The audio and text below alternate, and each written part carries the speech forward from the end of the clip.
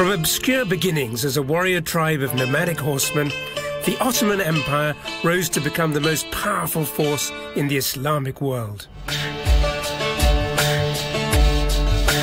With its magnificent capital, Istanbul, here on the European shores of the Bosphorus, it stood as a self-styled caliphate whose territories rivaled those of ancient Rome.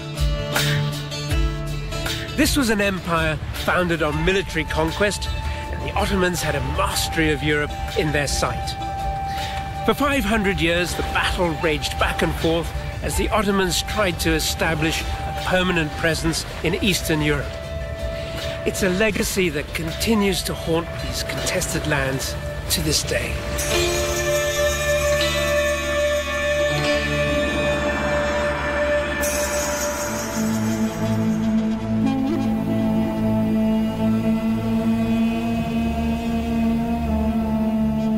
For all its grandeur and might, little is known about the Ottoman Empire's earliest beginnings. But legend tells us something of its purpose. And the legend goes something like this. Osman, a young Turkoman tribal warrior living somewhere in northwest Anatolia, traveled to the home of Edibali, a highly regarded religious man in the area. Osman knew Edibali and he admired his teachings. He also had his eye on the old man's daughter. Edibali, for his part, wasn't quite so enamored of his prospective son-in-law. But Osman persevered, he continued his visits, and then one night, something extraordinary happened. Osman dreamed he saw the moon rise up from the holy man's chest as he lay sleeping. It crossed the sky, and it set in Osman's own chest. Then a tree sprouted from Osman's navel. It grew large and strong, and its branches spread across the entire sky, casting a cooling shade on all the land. Streams of fresh water rushed down from the mountains, and people drank from them.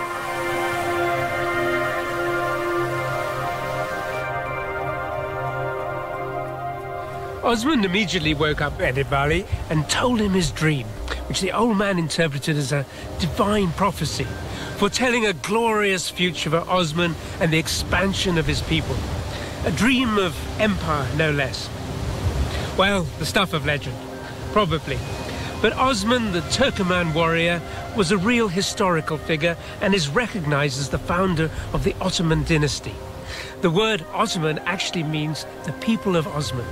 And the name Osman means bone cruncher, a rather ominous portent for the future. Oh, in case you're wondering, yes, he did get the girl. He married her.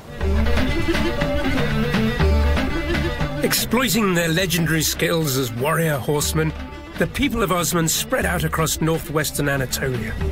They ransacked towns and villages, both Byzantine and Muslim, acquiring more territory, booty, and recruits.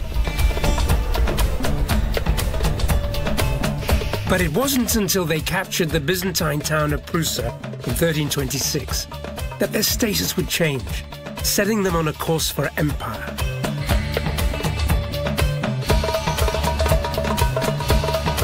Prusa was little more than an outpost on the edges of the dwindling Byzantine Empire. Osman had his eye on the city for some time, but it wasn't until his son Orhan came to power that the Ottomans succeeded in taking it. Known today as Bursa, the city is the fourth largest in Turkey and one of the country's historical gems. But for the Ottomans of the early 14th century, it represented not the past, but the future. The Ottomans renamed the city Bursa, and they made it their capital. So suddenly we see them abandoning a tribal way of life and adopting an urban lifestyle. And they also acquire imperial ambitions, a dream of empire which they realize by rebuilding the city in their own image. It's like their calling card. They say, we've arrived, we're here to stay, and we mean business. And it's really a quite dramatic transformation, and it happens very quickly. Impressive as it was, Bursa couldn't compare with the legendary capital of the Byzantine Empire, Constantinople, located 56 miles to the north. Spread out along the European side of the Bosphorus, Constantinople sat at the crossroads of ancient trade routes between east and west, which made the city immensely powerful and wealthy. Known today as Istanbul, Constantinople was once the epicenter of the Eastern Roman Empire and the Orthodox Christian Church.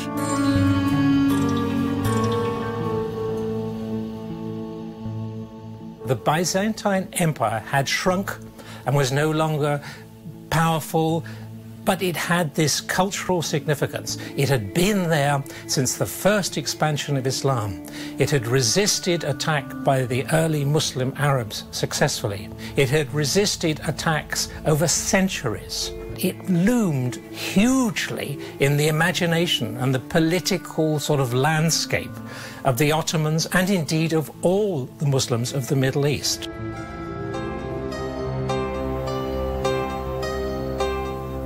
By the mid-14th century, the Byzantine Empire was embroiled in a power struggle between two claimants to the throne. John VI Cantacazenos, a close confidant of the previous emperor, and John V Palaiologos, the 20-year-old hereditary heir to the throne. Cantacazenos, aware of the Ottomans' formidable reputation as warriors, invited Orhan's forces to help him suppress the rebellion.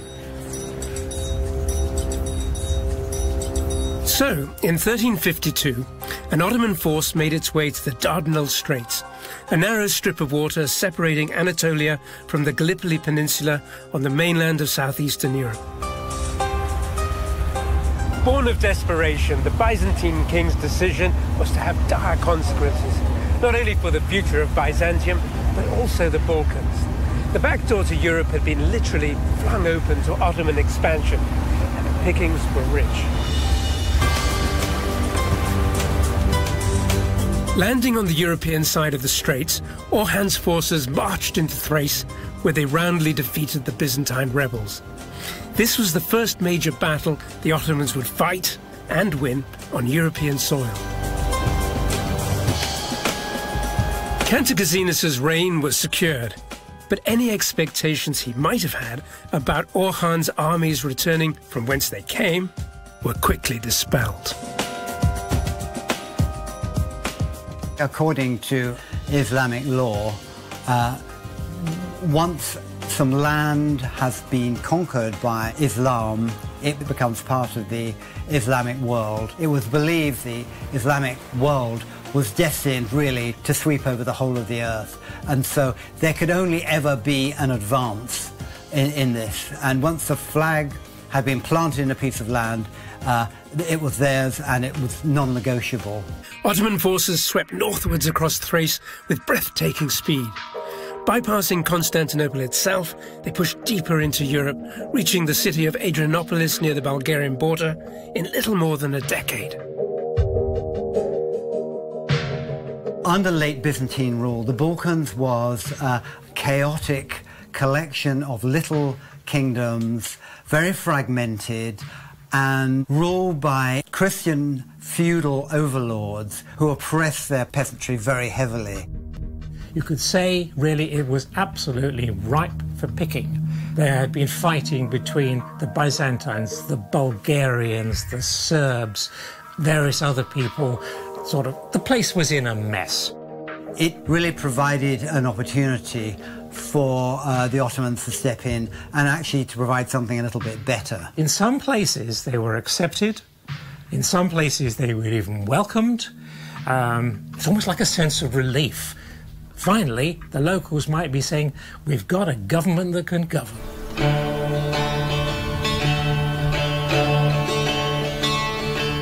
Named after the Roman Emperor Hadrian, Adrianopolis was a significant conquest for the Ottomans. It was perfectly positioned to launch far-reaching campaigns into Europe. By the time of its capture, Orhan had died, and his more than capable son Murad had come to power. Murad was an accomplished military leader who understood the city's strategic potential. So he changed its name to the Turkish Edirne and began to transform it into a grand European capital for his empire. The Ottomans celebrated their entry into Europe with a dazzling display of architectural magnificence. But for all that, Edirne was first and foremost a military centre. It's a legacy that is still very much alive to this day.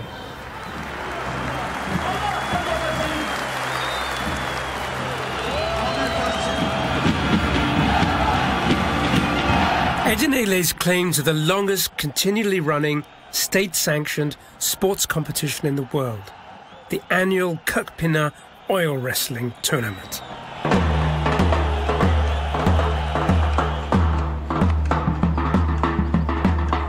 Oil wrestling is the national sport of Turkey, and its history goes back a long way. But the competitions at Edirne began in the 14th century when the Ottoman army came to town. Turkish historian Soner Tursun is a fan of the event, and he's invited me to watch a practice match between two of this year's strongest contenders. Watching these gentlemen writhing around as we are, tell me something about the rules. The rules are different from modern wrestling. If the belly of a wrestler is exposed to sun, then the wrestling is over. Alternatively, if a wrestler grabs the other one into the air and walks 3 steps, then the wrestling is over too. Whoa, so that was a lift, yeah? Yeah, good lift, but he walked for 2 paces. Ah, right. He's got to take 3. Yes. According to legend, oil wrestling came to Edirne in the 14th century when a group of Ottoman soldiers began to wrestle nearby.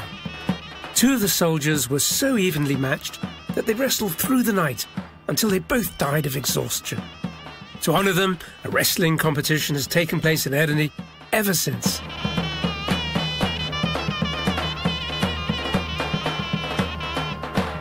Oily men in leather breeches. Where does that come from, Soner? It comes from Central Asia. It was a kind of preparation for war. So every Turkish warrior was a wrestler at the same time. The Ottoman army is famous for being very well organised and structured. How were the forces recruited? The real power of the Ottoman army was the Janissary, who formed at most 10% of the army. Those Janissaries were not Turks. They were taken from Christian families in Balkans. Their children were taken as a kind of tax. And these children were forcibly removed from their families, I understand it, which seems a terribly sort of harsh position. In the beginning, it was. But in time, as families saw that their children could rise to the highest positions, most of the families gave their children voluntarily. So that's rather extraordinary that some of the highest offices in the land were occupied by non-Turks and originally people who were Christians. Yes. But of course, they learned Turkish traditions and of course, they became good Muslims. And once they were taken from families and trained, they were only loyal to the Sultan.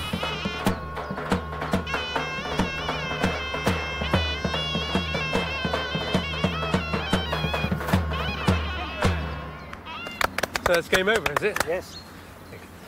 Congratulations. Great battle, Titans, very spectacular. Denemek ister misiniz? Would you like to try? Oh, I think I need to bulk up a bit before I take you on, but I'll be back.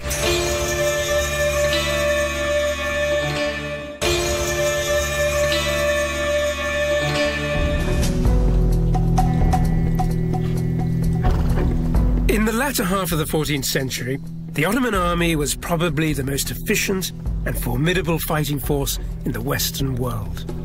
With professional, salaried troops at its core, each with a specific role to play, it was a very modern army compared to its European rivals.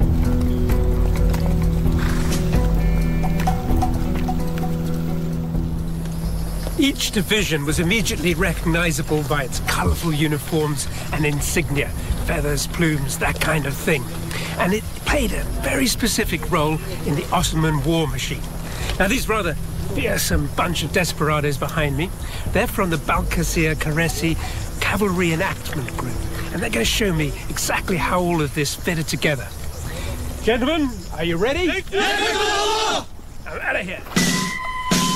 At its core were the Janissaries, that elite force of infantrymen drawn from Balkan children.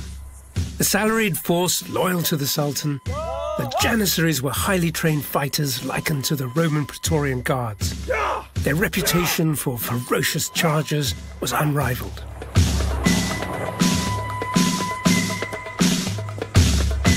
Just as elite were the Sipahis and the Sultan's own Kapikulu Sipahis cavalry. They were the main attacking force of the army, leading charges from the front and performing pincer-like attacks from the flanks.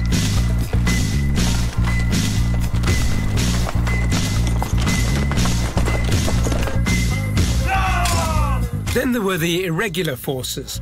Called up in times of war, they were unsalaried and unpredictable. The Bashibazouks were foot soldiers, motivated primarily by the promise of booty. The word Bashibazouk means damaged head in Turkish, a reference to their complete lack of discipline and reckless courage in battle.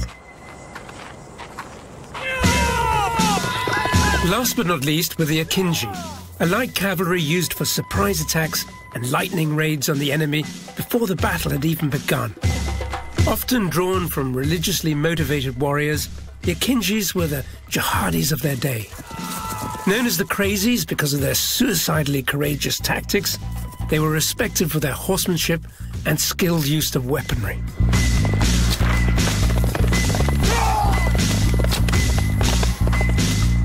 To give you a better idea of their capabilities, these watermelons represent the heads of their enemy.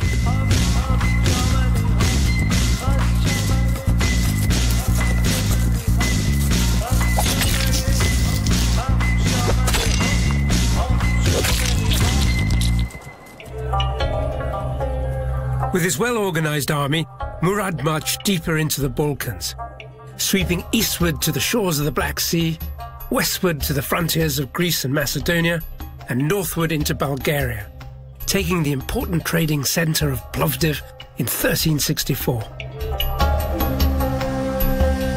Ottoman expansion seemed unstoppable, but there was one obstacle looming on their horizon: Serbia. At its height, the Serbian Empire stretched from the southern border of Hungary down the Adriatic coast and deep into Macedonia and Greece. Serbia was one of the major powers of the Orthodox Christian Balkans. But it always seemed to be on the verge of taking over from the Byzantine, from the Roman Empire, becoming the new Rome, which would defend the Orthodox faith and Orthodox civilization. It didn't happen. Murad's forces defeated Serbian resistance in Macedonia, making vassals of the local princes, before pushing into the Serbian heartland, taking the city of Niš in 1385. As the Ottomans closed in, what remained of the once great Serbian Empire was being held together by a regional prince, Lazar Eribeljevic. Prince Lazar managed to repel Ottoman advances for a time, but Murad's forces launched a devastating offensive, climaxing here in fields just outside of Pristina, in what was then the Serbian province of Kosovo. The Battle of Kosovo took place in 1389, and it was fought here at Kosovo Polje, Kosovo Fields. It was an epic struggle between two mighty armies that acquired a legendary status in the hearts and minds of the Serbian people. Now, shortly before the battle, Prince Lazar issued a famous proclamation or curse on anyone who didn't turn up to defend the homeland against the infidel.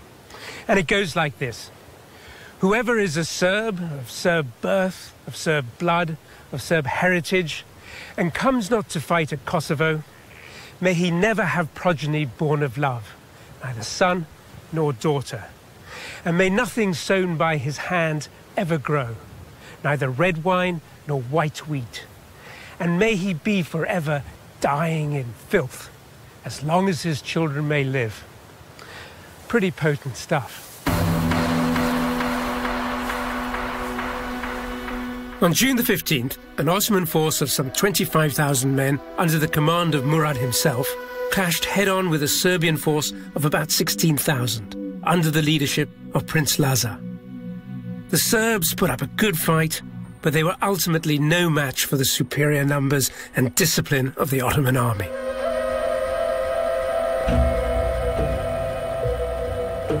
As the battle turned against the Serbs, legend holds that one of their noblemen, a knight named Milos Obilic, pretended to desert to the Turkish side. When he was brought before Sultan Murad, he pulled out a hidden dagger and slew him, slashing him from belly to neck. The story continues when the Sultan's son, Bayezid, who was also at the battle, learned of his father's murder. He sent for his brother Yakub, but gave orders that he not be informed of what had happened. When Yakub arrived from the battlefield, his father's death was revealed to him.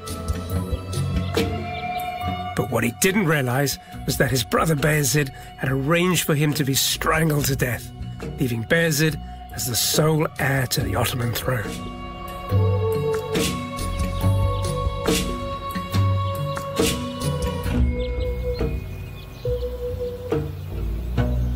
It was a neat, if cynical, trick on Bayezid's part, but one that set a dangerous precedent for institutionalized fratricide amongst future claimants to the Sultanate. Murat was buried at Kosovo Field. This is his tomb. The Ottomans had lost their Sultan, but the Serbs, they too had lost their leader. Prince Lazar was also killed on the field of battle, and both sides had suffered enormous casualties. One can't really say it was a victory for the Ottomans, and it certainly wasn't a victory for the Serbs, because there is a difference. The Ottomans had plenty of soldiers deployed elsewhere in the empire, but for the Serbs, it was an entire generation of fighting men cut short, wiped out. They would never make a recovery. For the Ottomans, it was but a temporary setback in an otherwise relentless advance through the Balkans.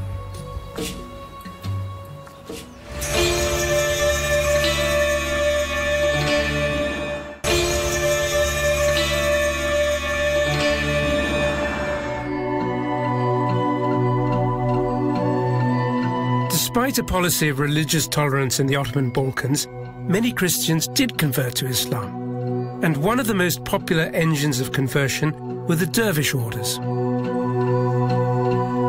Much like the Christian missionaries, the dervishes accompanied the Ottoman army on their Balkan campaigns and remained after the fighting was over to help establish a peaceful transition.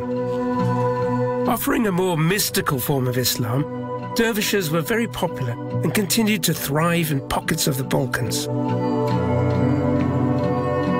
Here in the Kosovan town of Prizren, dervishes from the Rufai sect practiced their faith in the time-honored way, offering us a glimpse into religious life during the Ottoman period. Today, they will be performing an annual piercing ceremony at their lodge. But before it begins, Sejamali Shehu, the lodge leader's son, is going to help me understand a bit more about their faith. So this functions like a mosque, this space? Yes, of course, because it's a mihrab here. Yes. He orients us to the Mecca. All right, so this is where this ceremony will take place. Yes. So tell me something about the actual ceremony, what's going to happen. Today's ceremony calls in our religion Sultan Nevruz. Yes. It means the birthday of Hazrat Imam Ali. And he was the cousin, the nephew of the Prophet. Yes. And his son-in-law. Yes. Right. These look some very extraordinarily sharp instruments. Yeah. Tell me about what they are and how you use them. First, they are the small zarfs. Right. They called zarf. Zarf, yeah. Yes. These zarfs are piercings for children. And what part of the body do you pierce? In chickens. Right. From this side, they put sheikh. Yeah. And out on this side. Really? Yes. And they stay like this. Yeah, right. This must be extremely painful. No, it's not painful. We don't have pain just because when you know for who you are doing and why you are doing, you don't feel nothing. What age were you when you did this ceremony for the first time? First time when I was 6. Really? That Yes. young? Gosh. And how do you feel after you performed this ritual? It must be an extraordinary experience. I feel really powerful, really good feelings, really happy. Right. Because I'm doing with love. Yes. And this is it.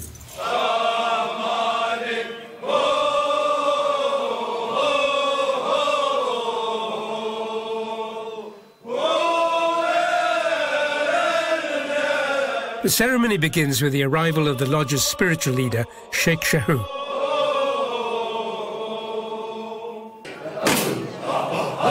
As the devotees sing and dance, the Sheikh decides when the time is right for the piercings to start.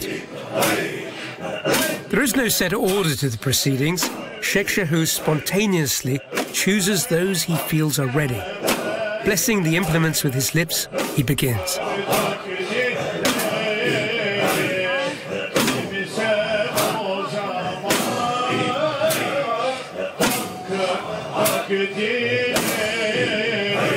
The Rufai piercing ritual originated centuries ago with the order's founder, Pir Sajid Ahmed Rufai. He wanted to demonstrate the miracle of God's power by showing that one could overcome pain through faith and devotion to God.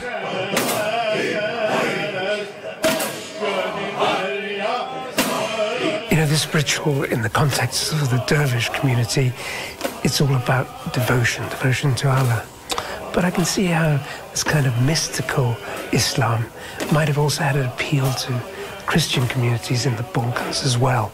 And there's that sort of element of flagellation, self-mortification, that kind of thing, which you find in the Christian church. So I can see the appeal when the Ottomans first came into this area. This might have been picked up on by local communities as well.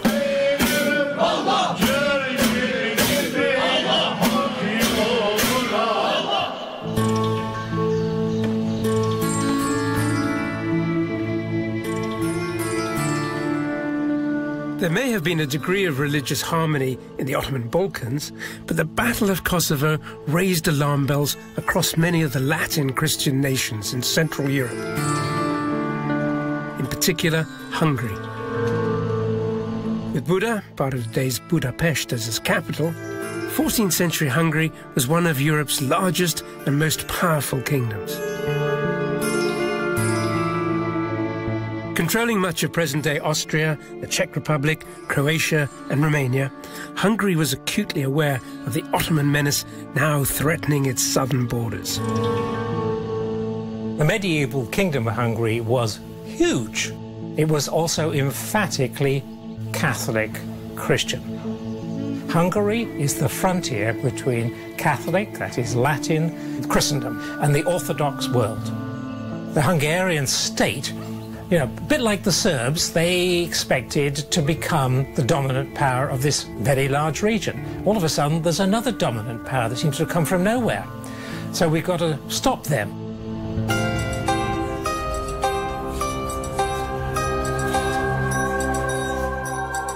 Hungary was regarded by the Pope as an eastern bulwark of Latin Christianity. So Hungary's King Sigismund, based in his palace here in Buda Castle, campaigned vigorously for a united front against the Ottomans and managed to persuade Pope Boniface IX to back a new crusade. Despite enthusiastic support from across Europe, it would turn out to be the last of the big crusades and end in appalling disaster. In a rare moment of European unity, an alliance of crusader knights from France, Burgundy, Germany, gathered here in the castle of Buda in the summer of 1396 to join forces with King Sigismund's Hungarian army. King Sigismund himself was so enthused by the assembled host that he rose excitedly. Their lances could have upheld the sky.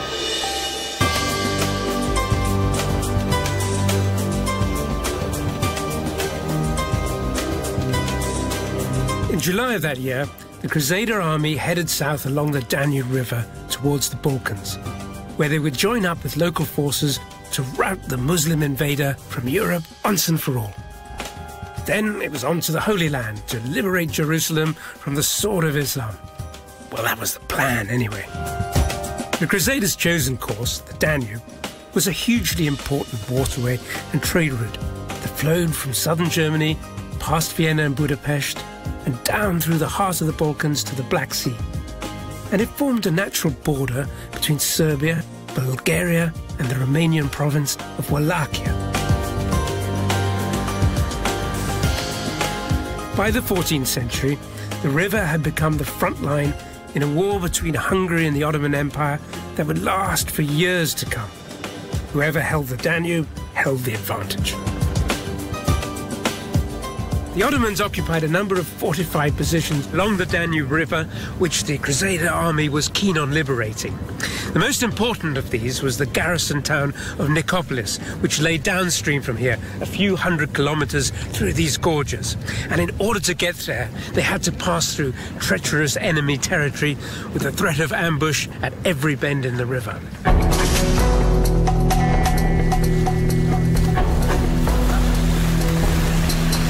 The Crusaders made good progress, and everything seemed to be going to plan until they entered northwest Bulgaria, where the local population were Orthodox Christians. Here, the French and the Burgundian troops behaved appallingly. Basically, they ran amok, laying waste to Ottoman-held towns and villages and slaughtering the Christians as well as the Turks. This really angered the local Wallachian and Bulgarian militias, which in turn upset King Sigismund. He'd been relying on them for support. Worryingly, it revealed serious divisions in the Crusader camp before they'd even engaged the Ottomans in a major battle. The Crusaders persevered, reaching Nicopolis, today's Nikopol, in September of 1396.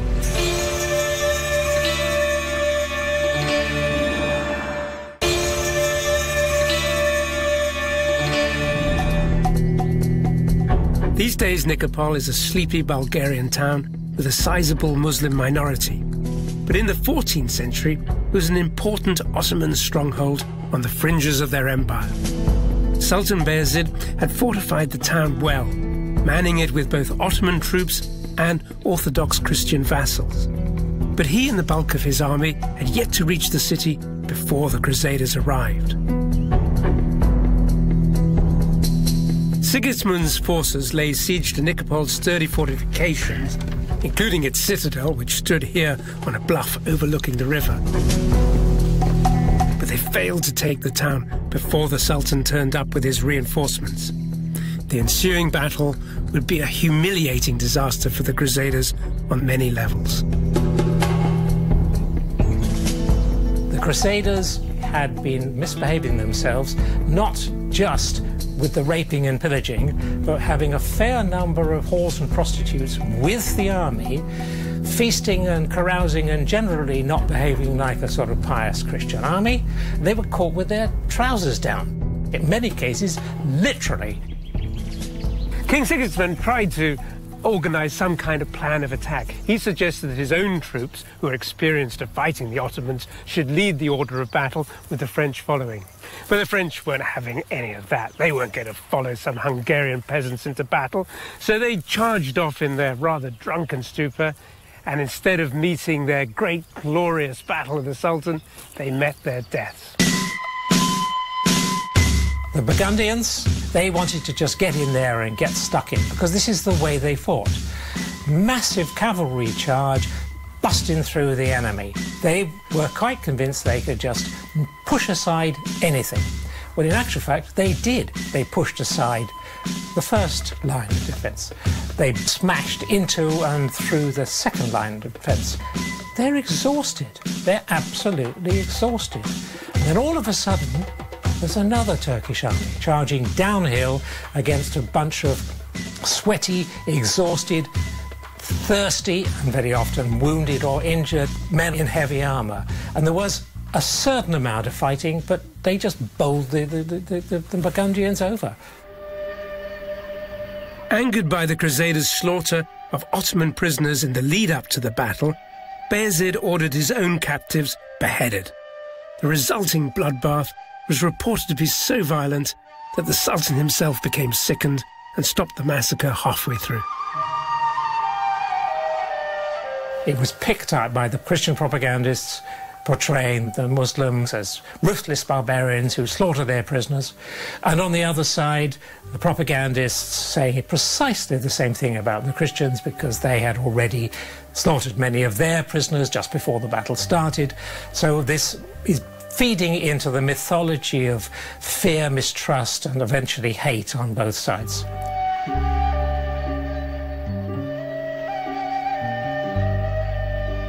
For Christian Europe, the defeat of the Crusader army at Nicopolis was more than just a military disaster and a humiliation. It put religion at the center of the conflict. Stories of Sultan Bayezid's merciless massacre of prisoners of war spread across the continent like wildfire.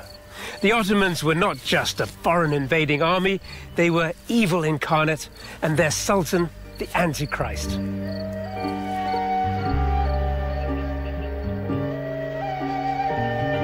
By the end of the 14th century, Ottoman control of the Bulgarian Danube was secure. But Bayezid had a much bigger prize in his sights, one that he was in the process of capturing before the Crusaders of Nikopol distracted him. Known as the Red Apple, it was the capital of Eastern Christendom itself, Constantinople.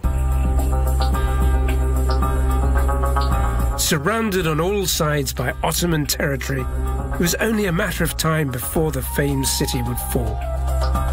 But fate intervened. The mighty armies of the legendary Mongol warrior king Tamerlan attacked eastern Anatolia. War ensued.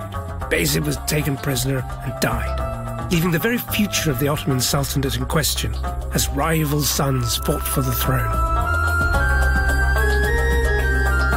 The conquests of Constantinople would have to wait some 50 years when an ambitious new sultan, Mehmed II, came to the throne. Mehmed's ambitions were lofty, to say the least, but he set about achieving his goal with steely determination. In 1452, less than a year after he'd come to the throne, Mehmed began constructing this fortress on the European side of the Bosphorus, a few miles northeast of Constantinople. Now, directly opposite, on the other side of the Bosphorus, there was an earlier Ottoman castle built by Bayezid I when he tried to take the city in 1394. And between them, these two fortifications effectively gave Mehmed control of all sea traffic passing up and down the Bosphorus, thereby denying Constantinople reinforcements and supplies. He had the city by the throat.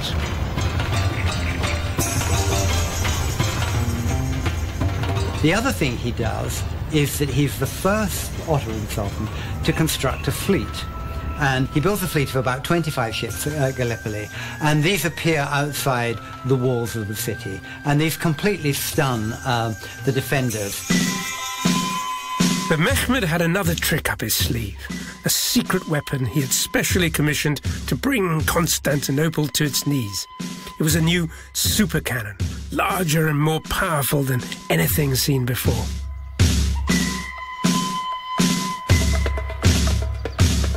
The iconic weapon brought to the walls was an enormous cannon, big enough for a man to climb inside, which he had created at his capital, Edirne. There was a great PR thing around this, really.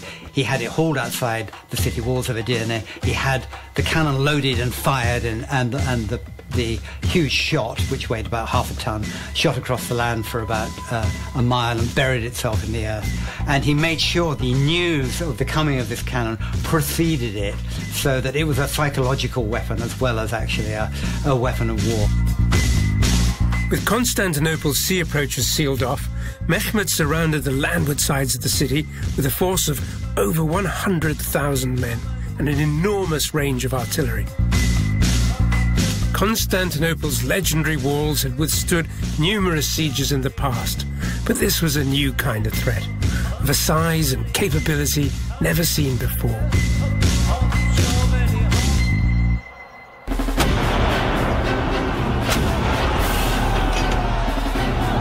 As the guns began to fire from all directions, it became abundantly clear Constantinople was doomed. the scale of this thing, the size of the army along a 4-mile front, cannons dug in all the way along, the banners, the tents, the huge numbers of people and animals, the call to prayer, the nighttime chanting, particularly as they approached the final attack, the line of fires ringing the front line all the way across this 4-mile front. It certainly frightened the Byzantine defenders. They thought the end of the world had come. Mehmed's forces relentlessly bombarded the city for nearly 2 months, until on May the 29th, 1453, he ordered a full-scale assault. Ottoman troops surged, overwhelming the defenders and breaking into the city, where they sacked and burned everything in sight. Constantinople, the symbolic heart of Eastern Christendom for over a millennium, had fallen. It was almost like the beginning of the end of days. What did it mean? What would happen? Would this mean the final triumph of Islam, which were followed by the Day of Judgment? It was, if one can make a crude analogy, a 9/11 moment. People can remember where they were when they heard the news. You know, people wept in the streets of Rome because this city had been there for so long. You know, it had been there for 1,300 years, and it was one of the fixed realities of the world. Even as far away as England and Sweden, people were appalled by this alien presence coming into the European arena and destroying what seemed like one of the cornerstones of Christendom.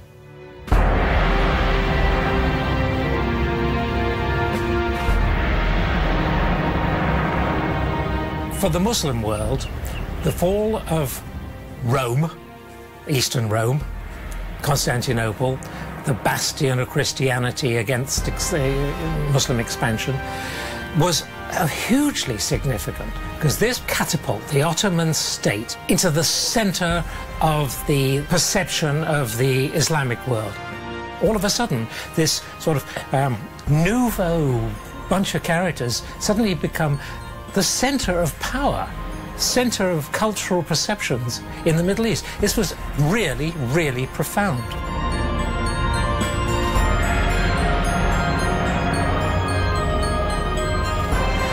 In little more than 150 years, the Ottomans had emerged from a rabble of nomadic warriors to become one of the great powers of the day.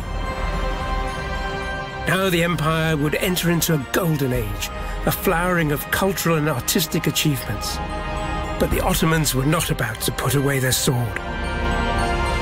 As self-styled defenders of the Muslim faith, their rapidly expanding frontiers ran smack into the eastern borders of Christendom. Christian Europe, both fascinated and fearful, braced itself for a titanic struggle with an implacable foe.